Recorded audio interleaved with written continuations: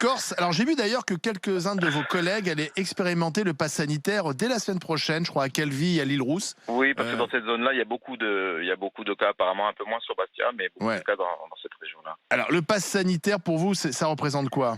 Mais le problème, c'est qu'on n'entend pas trop parler de la perte d'activité. Et actuellement, on a 50% de la clientèle française qui est vaccinée, à peine 40% sur les Oui. deux doses. Donc le problème, c'est on va perdre. Et automatiquement, cette clientèle-là, on va la perdre. Personne ne perd de part de ce qui va se passer. Et puis, c'est pour ça que c'est peut-être bien de donner le pass sanitaire au bout de la première dose. Parce Ouais. que dans un restaurant en plein air, on nous place sur le même niveau qu'un train fermé. C'est quand même hallucinant. Je suis assez Mais d'accord avec vous.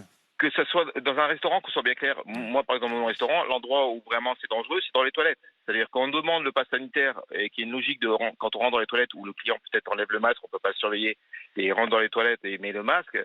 Qui est un pass sanitaire demandé pour aller dans les toilettes, ça paraît presque logique. Mais en terrasse, franchement, ça fait 2-3 mois ou 6 mois qu'on nous dit qu'il n'y a aucun risque. Et là, maintenant, on nous place sur le même niveau. On va avoir une perte d'activité de 30 ou 40%. On ne sait pas si on va avoir droit aux aides. Moi, je vais vous dire honnêtement, je suis restaurateur depuis 20 ans ou 30 ans.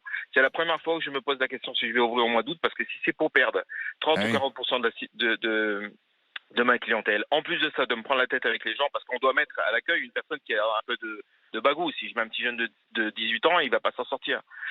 Donc tout ça, plus les problèmes qui vont suivre derrière, on se pose la question, on ne sait pas du tout où on va. Et à ce jour-là, moi, j'entends pas personne parler de la perte d'activité. Et puis non plus, une dernière chose, j'entends plus trop parler aussi les grands chefs.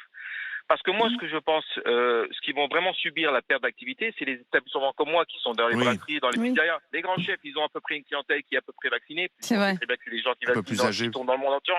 Donc là, on les entend beaucoup moins qu'avant.